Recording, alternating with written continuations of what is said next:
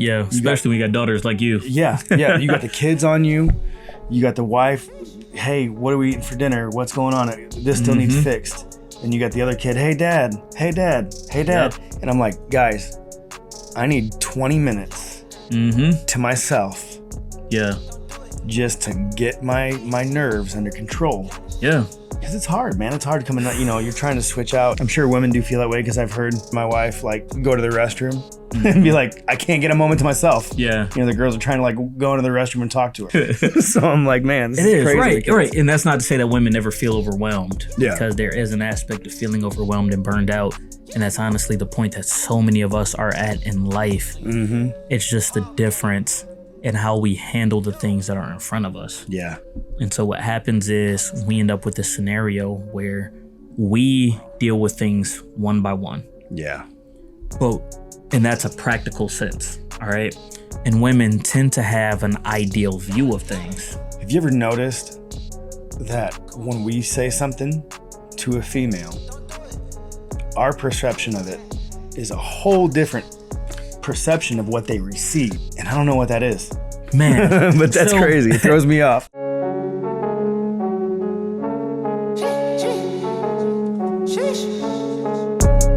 Welcome to the Classic Man Podcast. I'm Justin Kashmirchik, also known as the Jump Cut King. And before we dive into today's episode, a quick word. First off, if this is your first time tuning in, hit the subscribe button, tap the bell, and drop a link. And if any of this resonates with you, support it.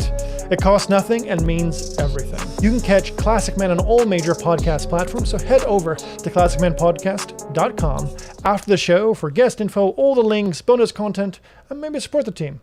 Buy them a cup of coffee. Secondly, beyond being a friend and brother to these guys featured on this podcast, I also launched a business that might just change the way you think about web design. It's called the EGT Universe, and you can find out all about it at egtuniverse.com. And to get on the ground floor when we launch the public service, you can join the newsletter and get in on a whole new way to build your brand online. No more Squarespace, no more WordPress, just a sleek, high-end luxury web experience without the price tag of a Fortune 500. And if you or someone you know is launching something or operates a brand, a nonprofit, a business, and they need a digital facelift, my marketing company can help them. We've already started serving startups, creatives, and even big organizations. It's a real impact. Go to egtuniverse.com and drop me a line. But for now, turn it up, tune in, really focus.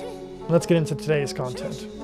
Have you ever noticed that when we say something to a female, our perception of it is a whole different perception of what they receive, and I don't know what that is, man. But that's crazy. It throws me off. I didn't learn that from relationships. I learned that from counseling. Okay. Because as you work with couples and you ask a question, so the very first session I do when I work with a couple is I talk to each one of them individually. All right, because each one of you needs an opportunity to vent and to say certain things without the pressure of whatever it is that your spouse might say in response, right?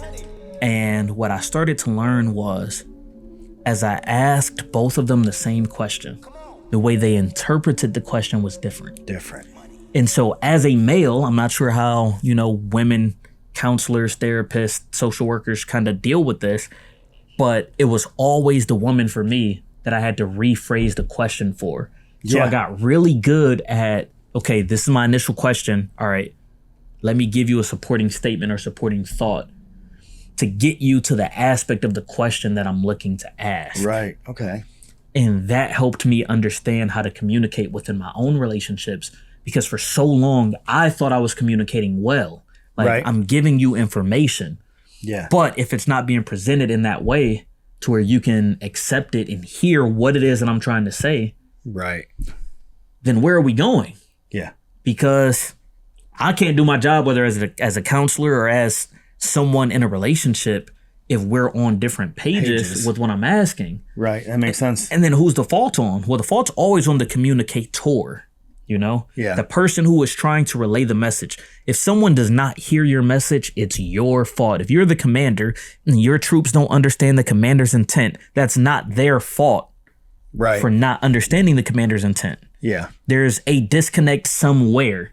Now, you need to speak up. That doesn't place all the blame on the commander. If you don't understand something, don't sit here and act like you understand it on the way off. Yeah, don't say you understood if you didn't understand. Right. And so that doesn't absolve you completely. Like, this is a team effort. And in relationships, it's back to that team effort. If I'm looking to do what's best for us as a team, then I'm going to slow down. Yeah. I'm going to watch the way that I'm saying things to you.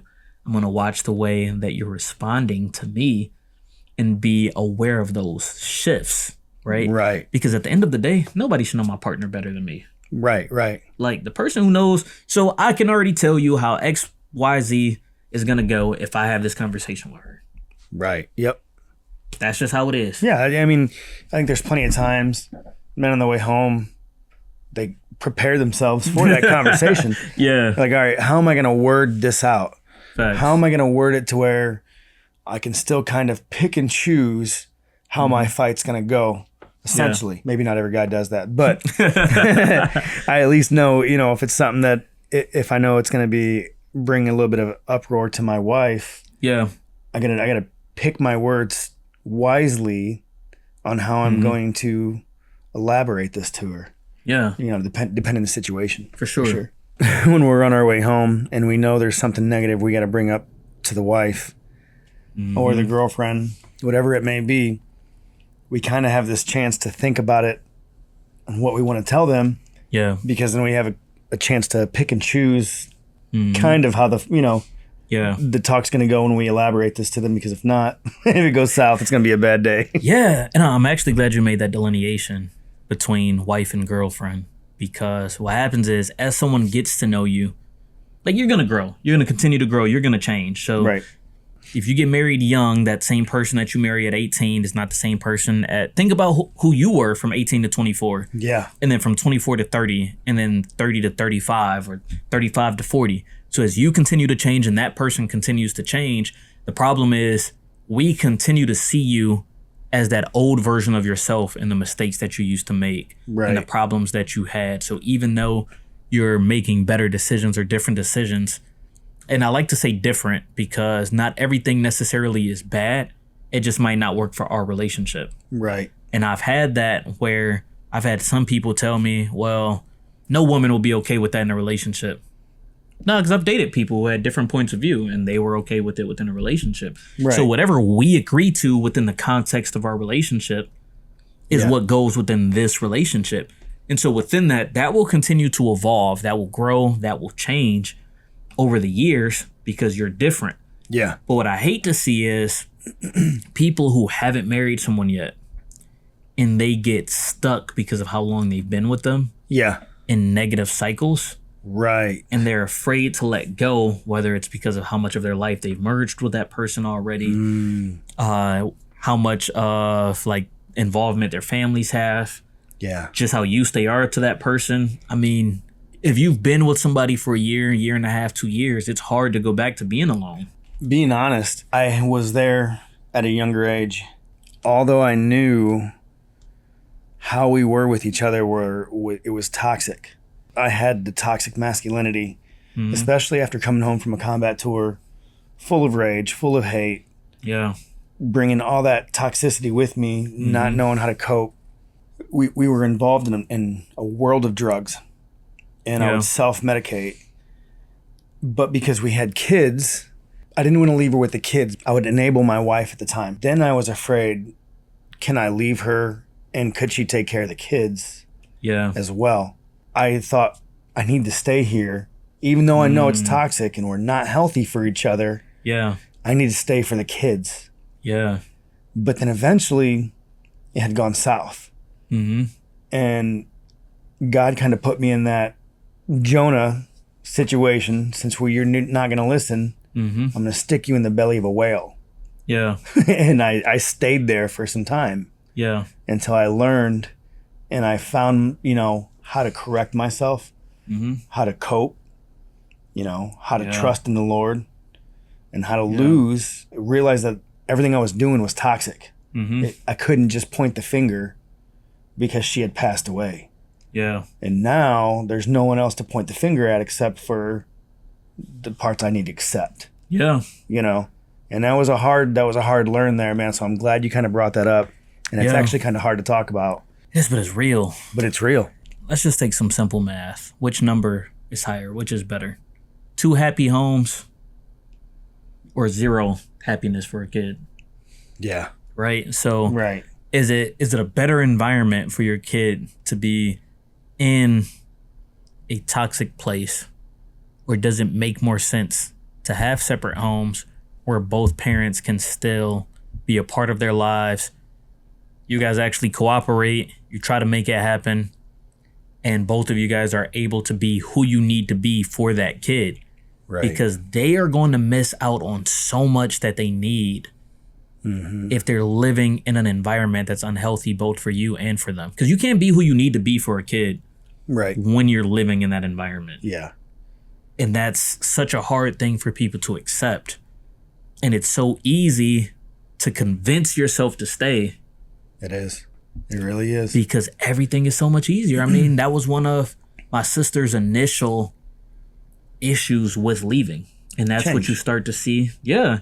With abusers. And a lot of abusers will do this intentionally. Some will do it unintentionally, just out of narcissism or pride. That word narcissism is thrown around so often nowadays that I don't prefer to use it. So I do try to stick with pride as the word for it. But because I know what's best, or because I'm the man and I'm in control, or because what I say goes, or because I lead the relationship, I'm going to handle the finances, I'm going to handle this and that. Next thing you know, your car's in their name, the bank account's in their name. Yeah. And so in order for you to leave, in order for you to do anything, you kind of can't on your own.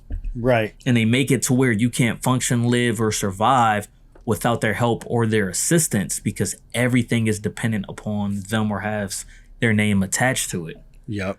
And so you couldn't leave if you wanted to. Yeah. Because so much is ingrained with each other, and it's tough because you have to make that decision to leave in that particular situation so much sooner before leaving itself. And the problem with that is, okay, you're creating another bank account. You're starting to move some money over. But then those good moments pop back up. Okay, yeah. And then you change your mind and you stop doing those things you needed to do.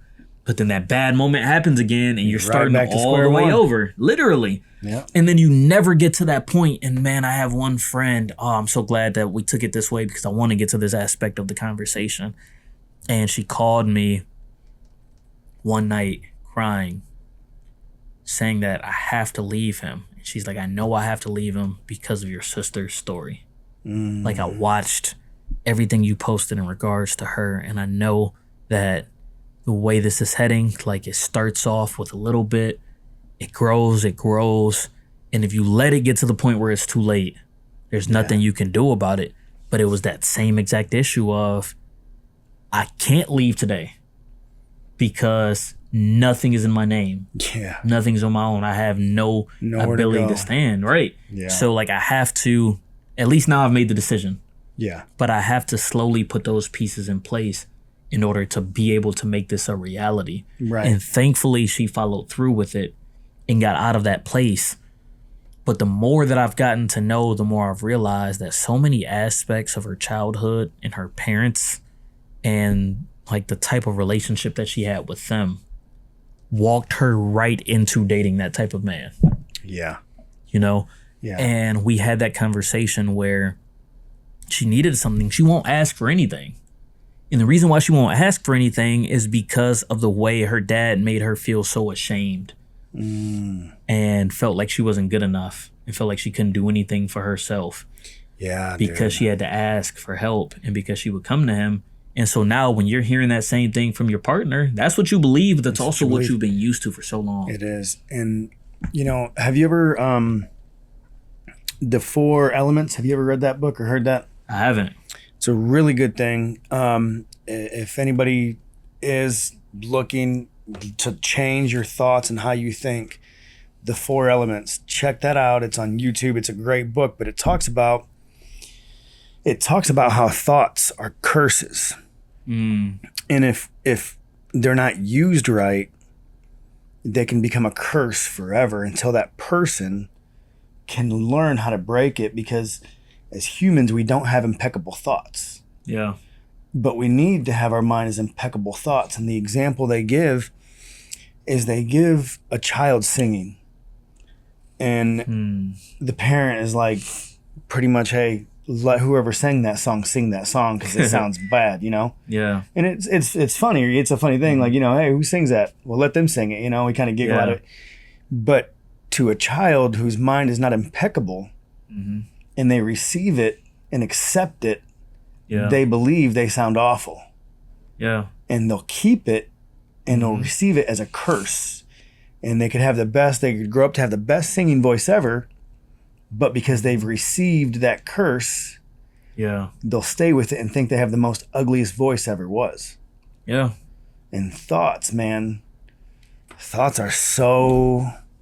Yeah. Man, it can be a curse. They can be a blessing. And I saw that in a bit of a different way, where in college, there was a girl who came in my second year from the middle of nowhere, Georgia, right? And from this small town, she didn't really have like a large population of people. So she looked like a Disney princess, all right? She might have been, from an objective point of view, what people would consider to be extremely attractive. But she didn't realize it. Yeah. And it was because of the way she grew up, everything you hear growing up. Yeah. And because there was such a small population of people, those people who were closest to you, whatever they say kind of sticks with you. Right. And so when she finally got to a big city like Columbus, and you start to get that attention and you start to realize, okay, maybe everything people said isn't true, or you want to prove that what they said isn't true, whichever way you take it or look at it, that wasn't in her brain. Yeah. But she had then such an opposite extreme response because of trying to accommodate for all of those thoughts that she had in her head growing up. And I've seen it time after time where you have people who are solid, whether it's attractive, whether it's they have their life together, whether it's like they're extremely smart or emotionally aware, different aspects that would make them great in a relationship. Yeah. But they date one guy that treats them wrong, or they date two, or they stay in a relationship for 3-4 years. Right. And that toxicity from that relationship carries over. Yeah. And then all of a sudden they don't know how to react or interact. And then they end up ruining future relationships. Yeah. Due to just not knowing how to process. And I've been in that boat where I have allowed triggers from previous relationships to, and I thought I healed them. I thought I did the work. I thought I did this and that. But there's only so much you can do. If a trigger is caused by someone else and you're alone, there's only so much work you can do for it. Right. It's not until you're put in that situation for that next time that you're going to actually be able to see how you respond, recognize if it's any better, see if the choices that you're making are different, see if your coping skills are there, or whatever it is, because you just didn't have that opportunity. Yeah. And so there are times where, okay, I've learned now at least to separate, you know what? This isn't your fault. This is me. Yeah. I'm not holding you accountable for these. Just know that I'm trying to work through this right now. This is where I am currently, and I'm trying to express where I am currently and communicate where I am currently with you so that you can be supportive instead of accusing you, instead of allowing you to be seen by me as having all of these things, right? Which 9 times out of 10 isn't even where you're coming from. Yeah. It's just the way I'm seeing it because my body, my nervous system hasn't healed yet. And I was going to say, you know, I'm glad you said that because of a big thing I think of that a lot of people don't think of these days are soul ties. Whew. You know, when you experience trauma in a relationship that you had a soul tie with, and you're like, well, I haven't healed myself. I can't heal. I don't know what's going on. You know, have you thought to think that maybe you should pray and surrender that to God because you had a soul tie? You know, I didn't realize it as a kid. And most men don't realize it as a kid that when you have sex or you fornicate before you're married, you're going to create a soul tie. And people think they don't really elaborate to the young men these days that when you sleep with a woman, it's sacred for marriage because you're creating a soul tie. Mm-hmm. And you're creating a bond that is meant for something sacred. Yeah. So now when it doesn't work out because there was trauma, Mm-hmm.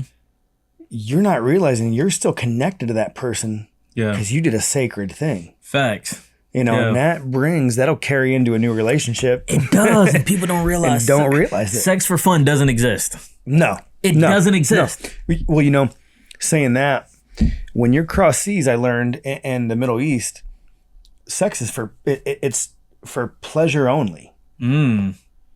Sex is for pleasure only. It's not something that it's a pleasurable thing. Interesting. You know? Yeah. It's not that it's, a sacred thing that it should be. Mm-hmm. They keep it as a pleasure thing. Yeah. You know?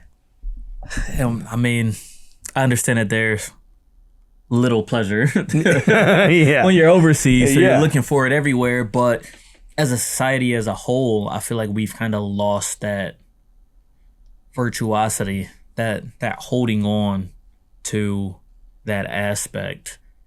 And that's something that I feel like we really do need back. Yeah. Because what I've realized in counseling and talking to people and working with people, and if you pay attention to this, you'll see it yourself too, is after you leave a relationship, especially one that you've been intimate in, a lot of times you will find yourself in that next relationship doing things that person did to you. Yep. Right? Usually it's the negative things. You're like, man, that wasn't me. Like, I never did this. Yeah. Well, yeah, you have a piece of somebody else. That's Right. literally what it is. You quite literally are holding on to aspects of somebody else and you're mimicking those behaviors. And it's not necessarily that you think it's right. It's that you don't have control over it Yeah. because you never did any of the work necessary to break that soul tie or break that connection because it's beyond physical. Right. And so we look at this as this physical thing that you do with somebody, not looking at the soul or spiritual aspects of connection. Right. And so, okay, you think you did what you needed to. Mm-hmm. You didn't do that work. No, there's still a bond there that you forgot about. Right. And so because you didn't break that, now you'll carry 2-3 relationships later, little things that person did. Yeah. That you start to hold on to, little habits. Wow. Ways that you were done dirty that... Never even realized it. Yeah, and you're duplicating those, and then you're causing those same problems to then compound in the next relationship as you continue to spin off with different people. Wow. And you know what, man? I'll see people go from one relationship right into a next. Yeah. Or they'll think that they can leave and go behind their back, commit adultery. Yeah. And then, all right, I'm going to jump into this relationship. Yeah. It doesn't work. It's not, if it didn't start right, it's not going to end right. I can promise you that. That is the truth. That's literally the truth. Is something that we hate to admit and accept because I think that the hardest thing for a male to control is his hormones. Oh yeah. Especially these young, man, like, having kids, these teenage boys. Yeah. Bro, I guess I had to think back when I was their age and be like, man, how did I feel? Yeah. And man, yeah. It does. It drives you to different actions. It does. It changes your behavior and how you know it's true. We'll just say post clarity. You know what I mean? Yeah. And when you get that clarity after the fact and you come back to yourself, you get back to that baseline, you're like, man, you just start to realize certain aspects. Like, I don't want to put up with her. If you don't want to put up with her after the fact, I guarantee you that you don't want to put up with her before the fact. It's just that you're not in control of yourself. Yeah. And we're like, nah, she just be getting on my nerves. No, she always on your nerves. Yeah. You just have other things, right? Right. And you're so, I hate to use the word selfish, but honestly, that's what it is, right? And so you toy with people. You send them messages, you pretend to be interested, you pretend to care about them, you say this or that, knowing good and well you have no intentions of it. Yeah. It's just that you want something in that moment. Right. And then afterwards, you don't care about the repercussions.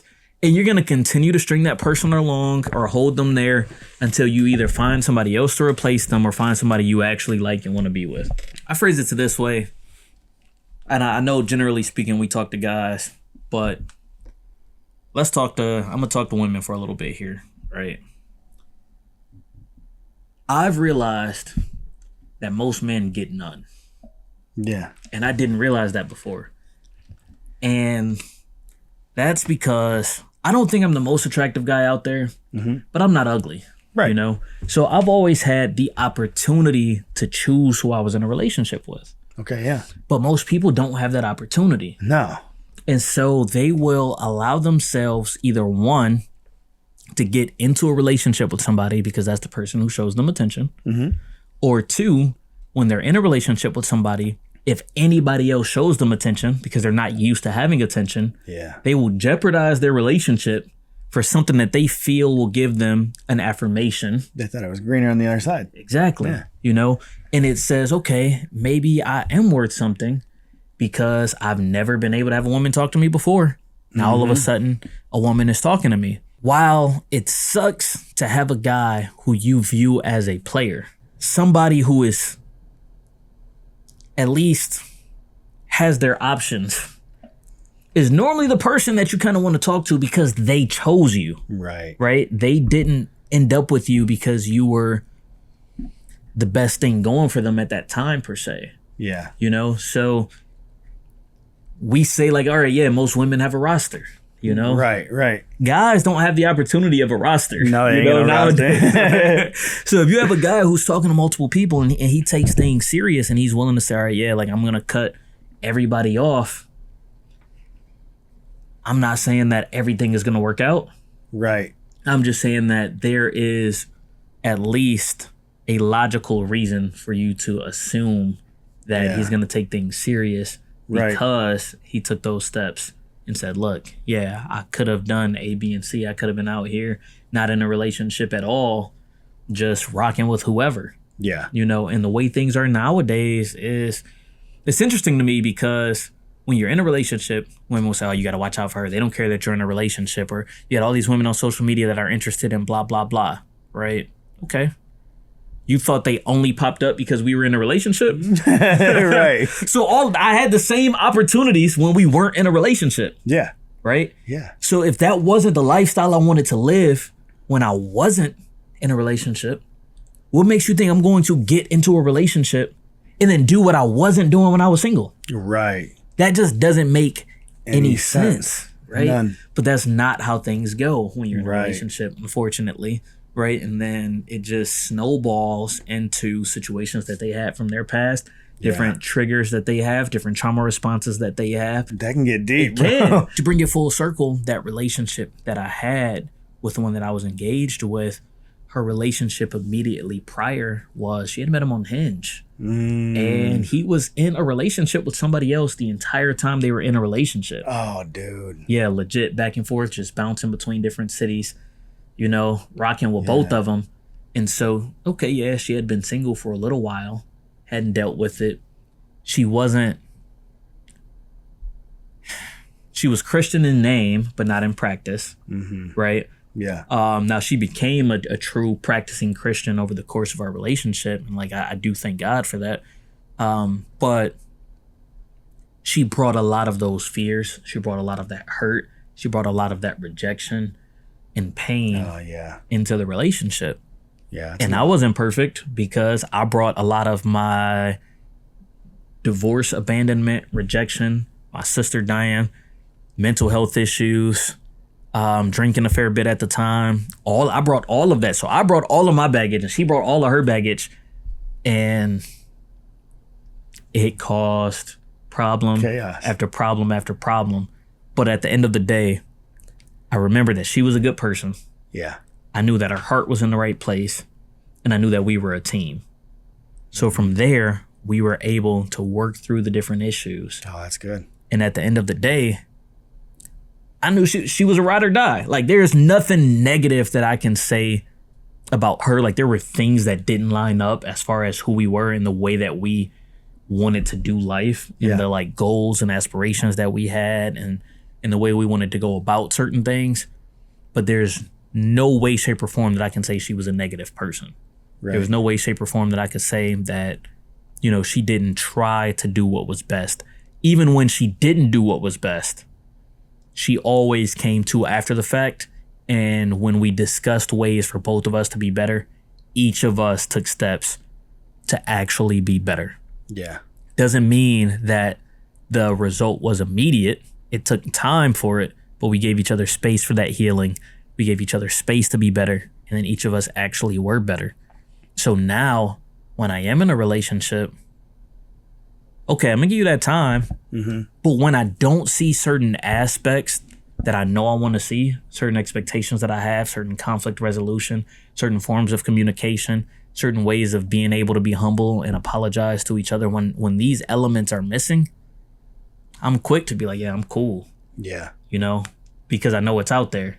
Right. And then I take those other elements and I say, okay, all right, these were the areas that weren't so great. And that's just because we were different. But I have dated people who had kind of these elements. Now I just need to put this aspect with this aspect and bring it all together. And that I feel like that's a hard thing for some people to do, is know how boundaries work. Yeah. You know, because you got to set them boundaries sometimes, especially in a situation that you sound like you was in. Yeah. Is you had to know how to, all right, well, look, we're going to have to put this boundary here. Yeah. And that's something I have to do, is I have to know my boundaries, especially with my kids and my wife. As a combat infantryman, I can get heated up real quick, bro. Yeah. Look, we're going to take a break. I need to walk away from this. And then once I calm down, let's come back and we'll talk about it. Yeah. And I'm the type of person, I've got to do that.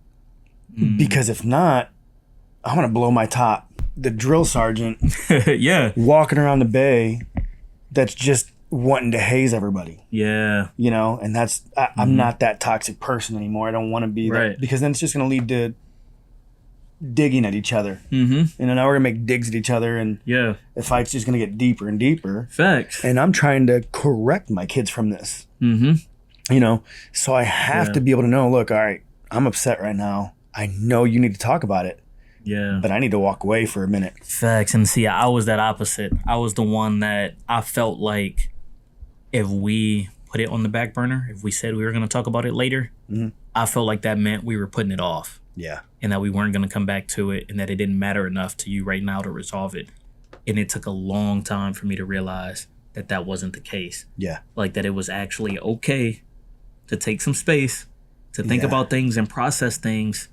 And part of that was because I never really got stressed in life Yeah. until the girl I dated in college passed away. Like that was my first time ever experiencing anxiety. Yeah. And that hit me as an adult. That can be debilitating. It can, because I didn't know how to process it, because I had never dealt with it before. Yeah. And so there were aspects of my life where it started to creep in, but in a lot of relationships, I'm like, no, I don't understand why you need a break. I don't understand why you need to walk away. That just means you don't care. That means this and that. Yeah. And then that further affirms the negative thoughts that I had or beliefs that I had in regards to that person, when that wasn't even the case.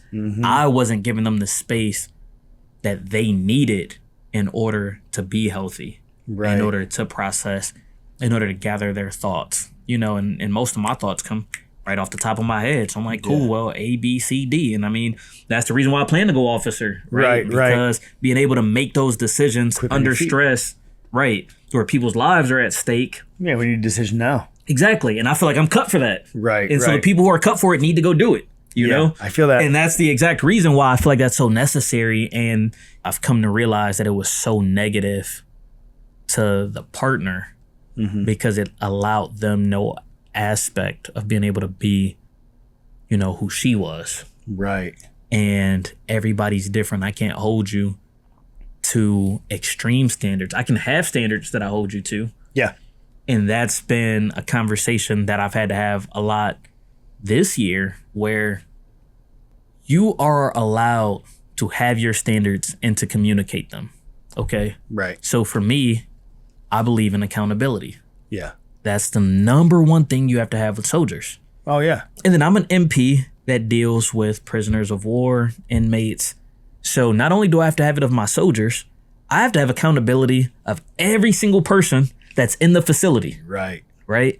So the number one thing on my list is accountability. Therefore, I'm not necessarily saying that I have to give you permission to do anything, but in order to keep you safe and understand what's going on, I would like to know what's, send me a text, let me know. Open lines of communication. Exactly. Right. Yeah. So, and I had that debate in my previous relationship where, she went out of town with her sister, do this, do that. That's cool. When you're on your way back, let me know. If something goes down, like, where am I checking first? You get a flat tire. How am I knowing where you at? How you gonna know? Anything. And you're in the city. And that's also knowing your personnel, knowing the person you're in a relationship with, but knowing your personnel soldier-wise.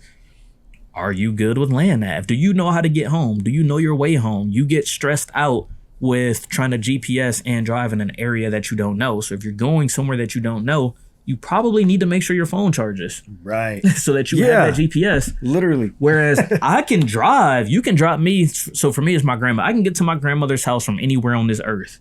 All right. Okay. You drop me anywhere, I'm going to make it to my grandmother's house. Yeah. That's my home base. So that's no slight at my parents or anything like that. Dad, mom, all of y'all, love y'all. But grandma's house is where I know how to get to. But you can put me in Columbus, Toledo, Defiance, Cincinnati. I'm going to know my way to her house. In and out. If that's not who you are, then you have to have somebody who is capable of that, at least in those lines of communication. Making sure that I'm at least knowing, all right, this is what we intend to do. Plans might change, and that's okay for plans to change. Just let me know. This episode didn't challenge your thinking and resonate with you? You just weren't really listening.